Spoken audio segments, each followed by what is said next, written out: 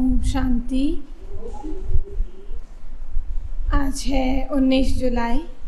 आज के बाबा के महावाक्य हैं, मीठे बच्चे, तुम्हें कर्म संन्यास नहीं लेकिन विकर्मों का संन्यास करना है। तुम्हें कर्म संन्यास नहीं लेकिन विकर्मों का संन्यास करना है। कोई भी विकर्म अर्थात पाप कर्म नहीं करनी है। कोई भी विकर्म अर्थात पाप कर्म नहीं करनी है। प्रश्न है, तुम बच्चे किस अभ्यास से डेड साइलेंस का अनुभव कर सकते हो? तुम बच्चे किस अभ्यास से डेड साइलेंस का अनुभव कर सकते हो? उत्तर है, अशरीरी बनने का अभ्यास करो। अशरीरी बनने का अभ्यास करो। एक बाप के सिवाय दूसरा कोई भी याद न आए।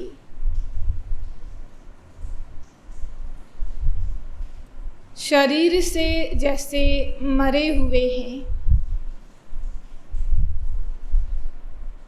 शरीर से जैसे मरे हुए हैं, इसी अभ्यास से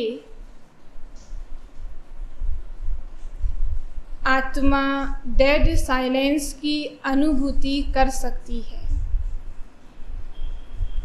इसी अभ्यास से आत्मा डेड साइलेंस की अनुभूति कर सकती है।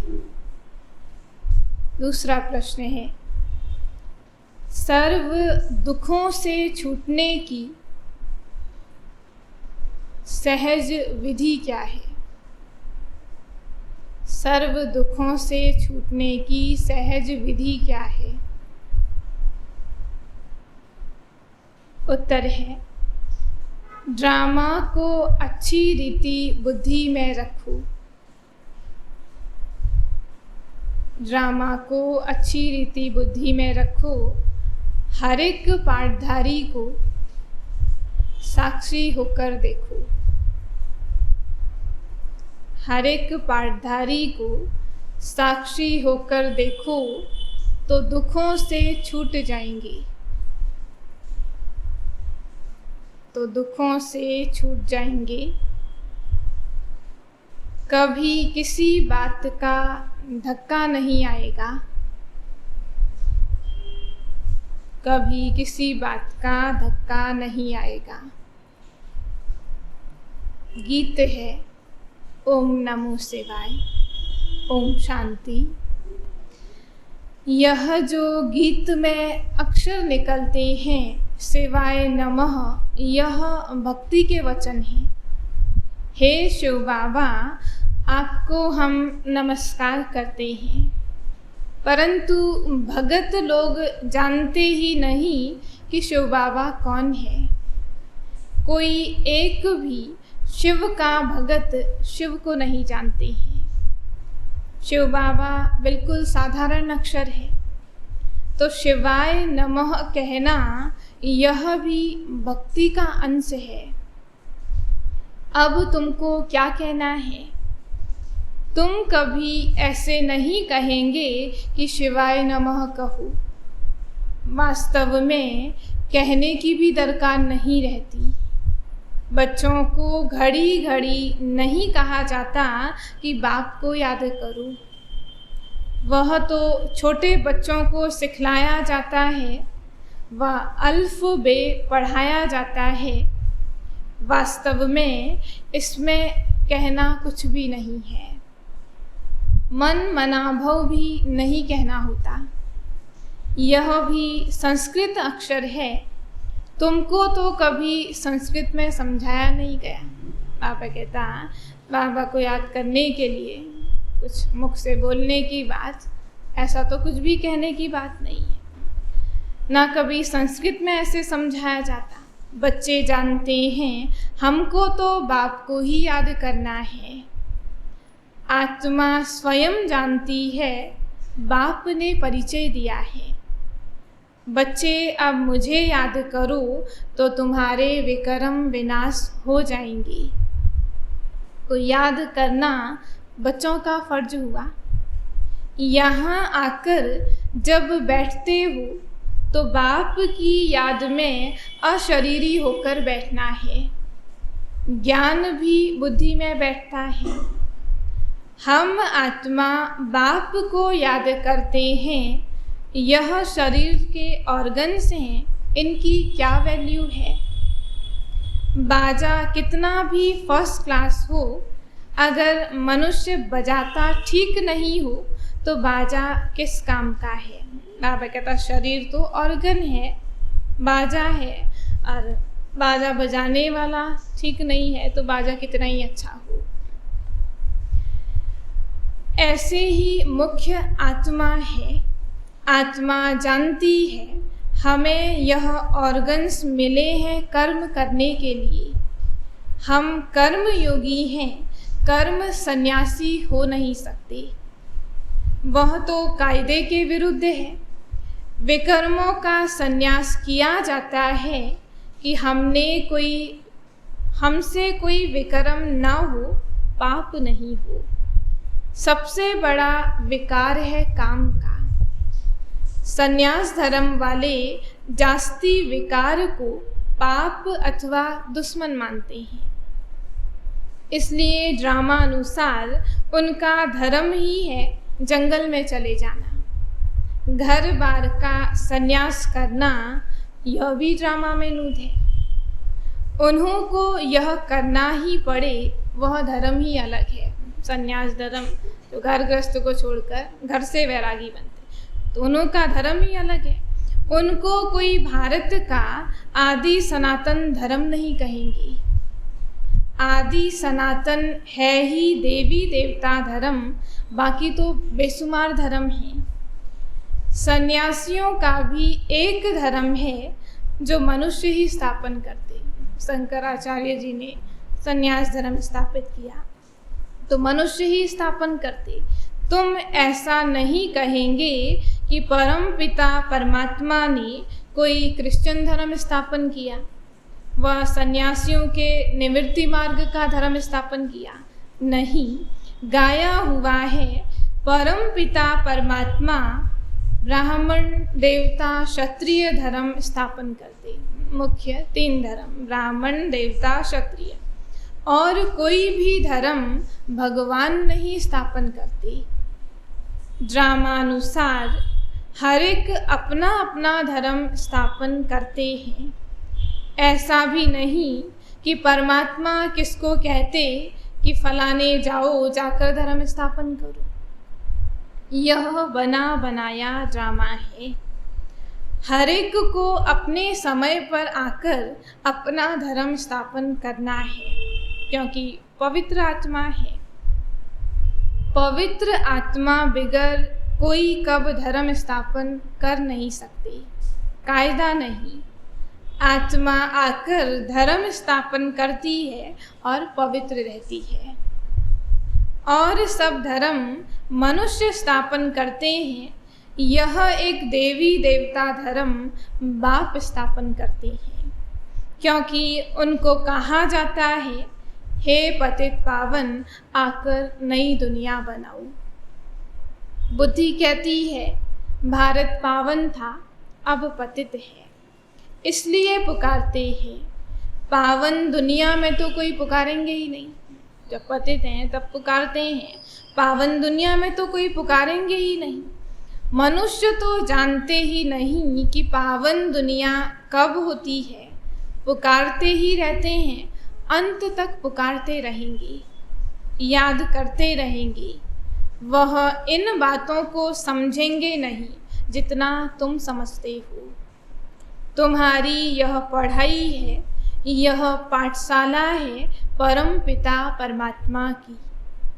यह भी प्रश्न बोर्ड पर बनवाकर लिखो, गीता का भगवान कौन। एक तरफ लिखो बाप की महिमा, वह मनुष्य सृष्टि का बीज रूप सत्य है, चैतन्य है, ज्ञान का सागर है। तुम कृष्ण को पवित्रता का सागर नहीं कह सकते हो, क्योंकि वह जन्म मरण में आते हैं। श्री कृष्ण की भी महिमा लिखनी है, सर्वगुण संपन्न, 16 कला संपूर्ण। इन बातों को मनुष्य तो एकदम भूले हुए हैं, रावण ने भुला दिया है। कृष्ण परमात्मा है तो उसकी क्या महिमा, वो भी सही रीति नहीं जानते, और परमात्मा कह रहे हैं तो परमात्मा की भी महिमा कुछ अलग है। तो कहा रावण ने सब भुला दिया है। गीता का भगवान ही सृष्टि का रचयिता है, उनको भूल गए हैं। पहले नंबर की एकज भूल यह है, गीता का भगवान सिद्ध हो जाए तो सर्वव्यापी की बात भी निकल जाए। भगवान कभी ऐसे कह नहीं सकते कि मैं सर्वव्यापी हूँ। बाप कहते हैं कि मैं पतित पावन हूँ, मैं सर्वव्यापी कैसे हो सकता। एक एक से कितनी मेहनत करनी पड़ती है। बच्चों को समझाया गया है कि जब यहाँ बैठते हो तो सिवाय एक बाप के और कोई याद नहीं आए, और कोई को याद न करना।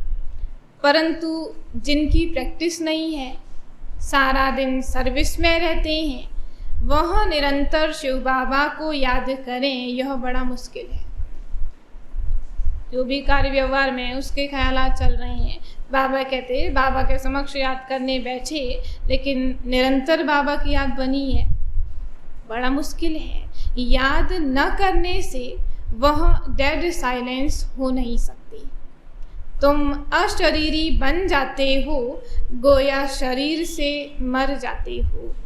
मरता शरीर है, आत्मा थोड़ी मरती है।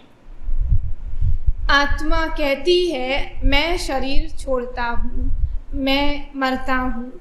यह अक्षर कहना रॉन्ग है। मैं आत्मा ये शरीर छोड़ती, बाकी मैं मरता हूँ कहना रॉन्ग है। मैं मरता कहना माना आत्मा थोड़ी ना मरती है। मैं मरता कहा माना आत्मा मर गई। तो कहा मैं मरता हूँ कहना, यह अक्षर तो रॉन्ग है। आत्मा ने शरीर छोड़ा, यह राइट अक्षर है। यह समझ की बात है। आत्मा एक शरीर छोड़ दूसरा ले पाठ बजाती है। पाठधारी तो सब है ना, आत्मा पाठ बजाती रहती है।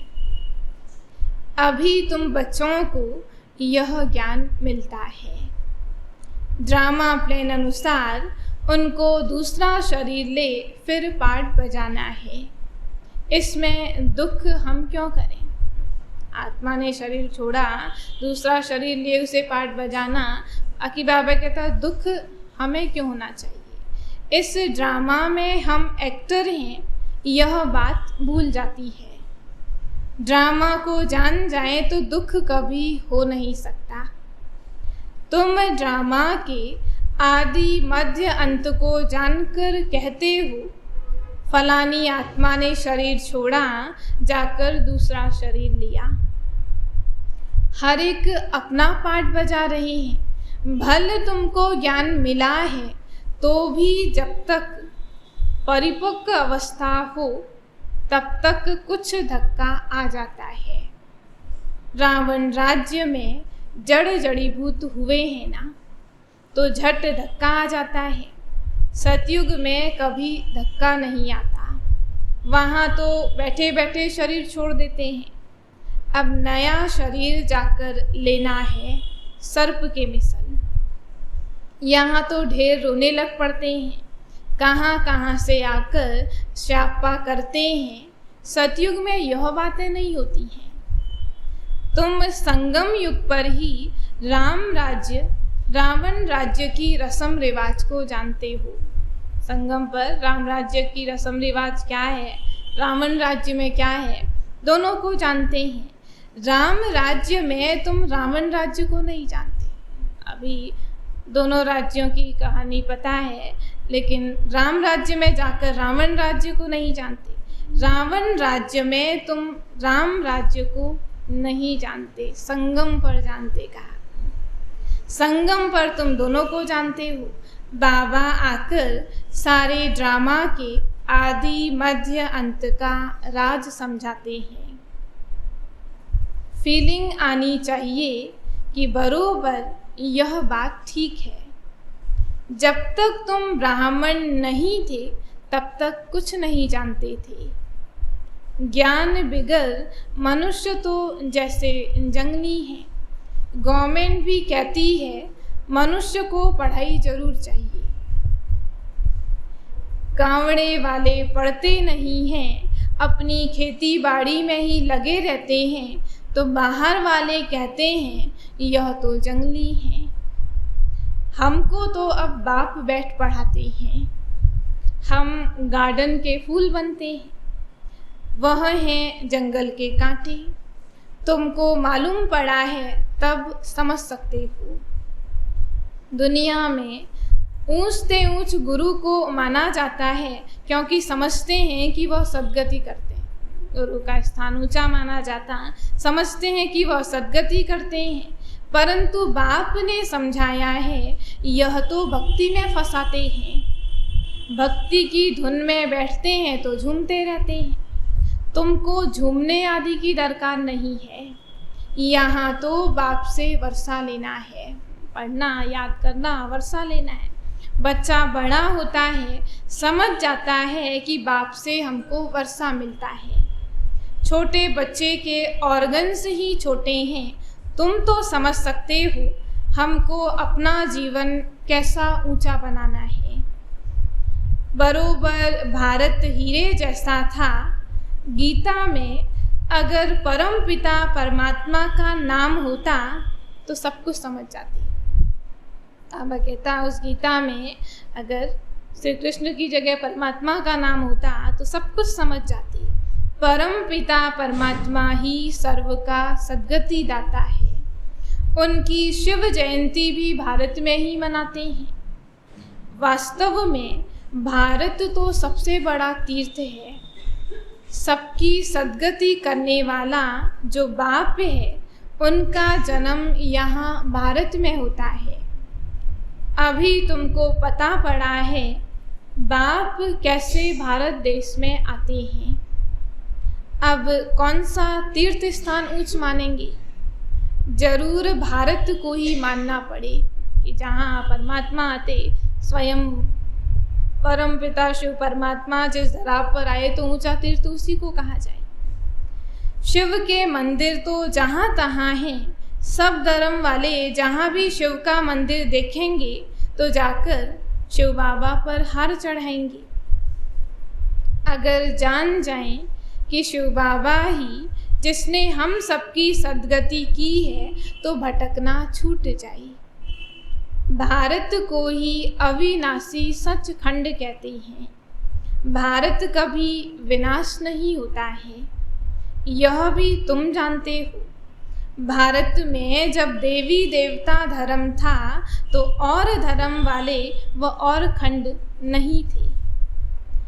तुम बच्चे जानते हो बाप अभी यहाँ फैमिली सहित बैठा है।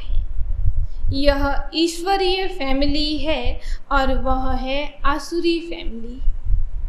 तुम्हारे में भी कोई है जो अच्छी तरह समझते हैं, शुद्ध अहंकार में रहते हैं। देह अभिमान है, अशुद्ध अहंकार।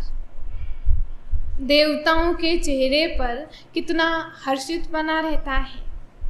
तुम्हारा शुद्ध अहंकार गुप्त है।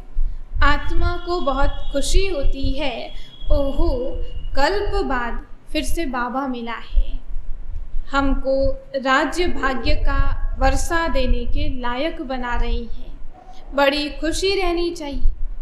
तुम्हारे अगेंस्ट बहुत हैं। तुम्हारी एक बात है, ईश्वर सर्वव्यापी नहीं है, और दूसरा गीता का भगवान कृष्ण नहीं है। यह है मुख्य दो भूलें। इसलिए बाबा कहते हैं कि पहले पहले पूछो परम पिता परमात्मा से आपका क्या संबंध है। बच्चों को खुशी की भगवान मिला, श्रेष्ठ हमें बना रहा है, बाकी बाबा कहता विरोध में भी होते, विरुद्ध भी होते हैं। तो पहले पहले पूछना चाहिए कि परम पिता परमात्मा से संबंध क्या है, और यह भी पूछो कि गीता का भगवान कौन है। जज करो इस पहेली को। ईश्वर सर्वव्यापी नहीं है तो सर्वव्यापी है कहते हैं तो कैसे है, और गीता का भगवान कौन है। इसको हल करने से सेकंड में जीवन मुक्ति पा सकते हो। जनक मिसल सेकंड में जीवन मुक्ति, यह तो भारत में मशहूर है। उसने कहा कौन है तो हमको सेकंड में ब्रह्म ज्ञान देवे।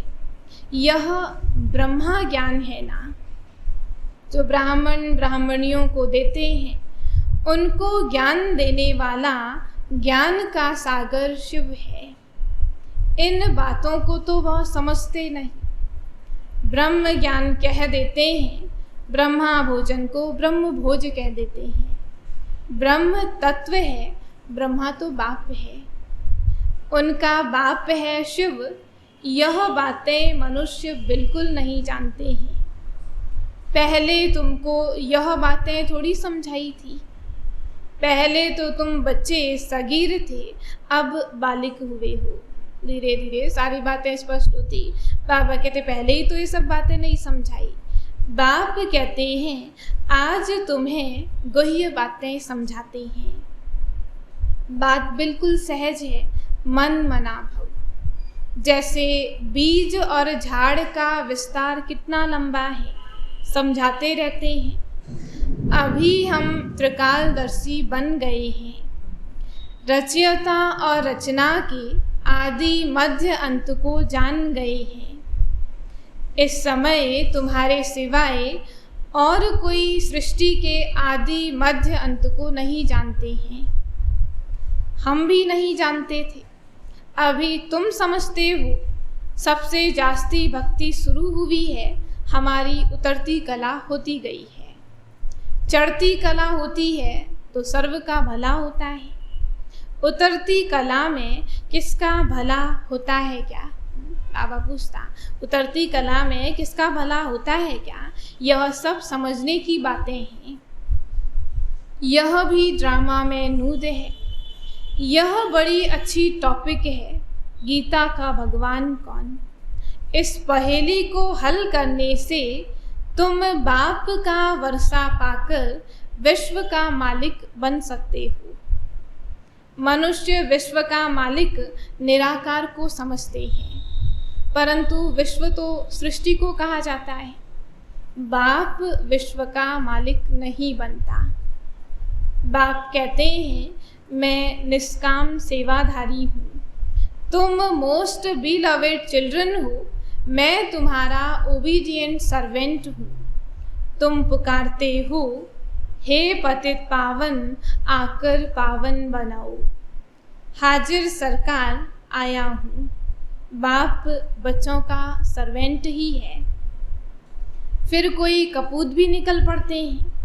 बाप तो निराकारी निरहंकारी गाया हुआ है। ऊंचते ऊंच भगवान और फिर उनका यह रथ। कई बच्चे कहते हैं हम शिव बाबा के रथ के लिए कपड़ा भेज देते हैं। रथ की तो हम खातिरी कर सकते हैं ना, शिव बाबा तो खाते नहीं हैं। किसकी खातिरी करें? इनकी ड्रेस तो वही चली आ रही है, कोई अहंकार नहीं, कोई चेंज नहीं। बाबा की ड्रेस ब्रह्मा वो तो वही चला आ रहा है, उसमें तो कोई परिवर्तन नहीं। तो कोई अहंकार भी नहीं, कोई चेंज भी नहीं। इनको देखकर समझते हैं कि यह जौहरी था।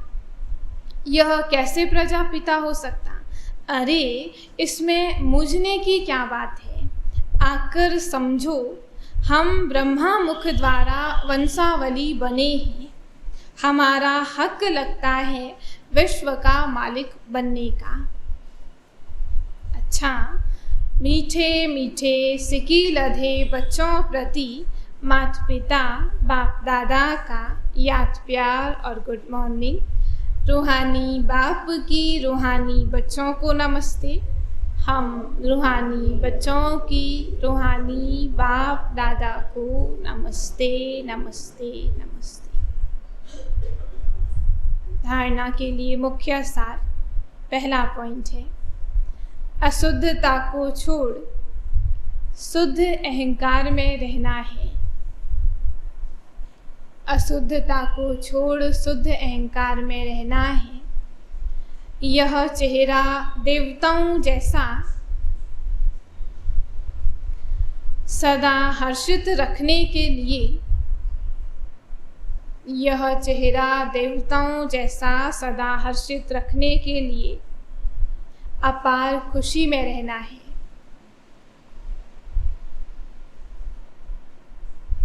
अपार खुशी में रहना है।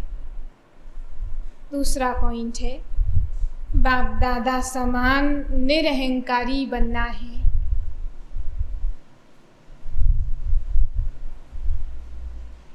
सेवाधारी बनकर सबूत देना है। बाप दादा समान निरहंकारी बनना है, सेवाधारी बनकर सबूत देना है, कभी कपूत नहीं बनना है। कभी कपूत नहीं बनना है। वरदान है, एक बाप दूसरा ना कोई। इस स्थिति द्वारा एक बाप दूसरा ना कोई, इस स्थिति द्वारा सदा एक रस और लवलीन रहने वाले, सदा एक रस और लवलीन रहने वाले सहज योगी भव।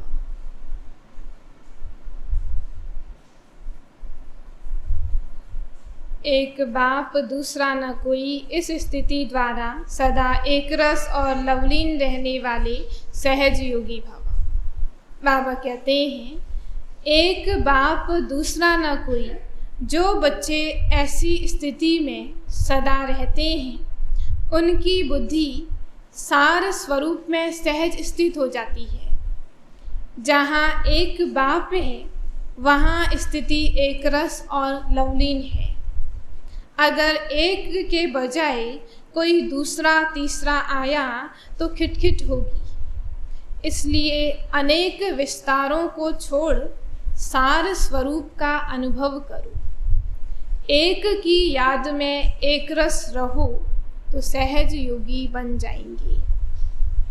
स्लोगन है, दिल में सदा यही अनहद गीत बजता रहे। दिल में सदा यही अनहद गीत बजता रहे कि मैं बाप की, बाप मेरा। दिल में सदा यही अनहद गीत बजता रहे कि मैं बाप की, बाप मेरा। ओम शांति।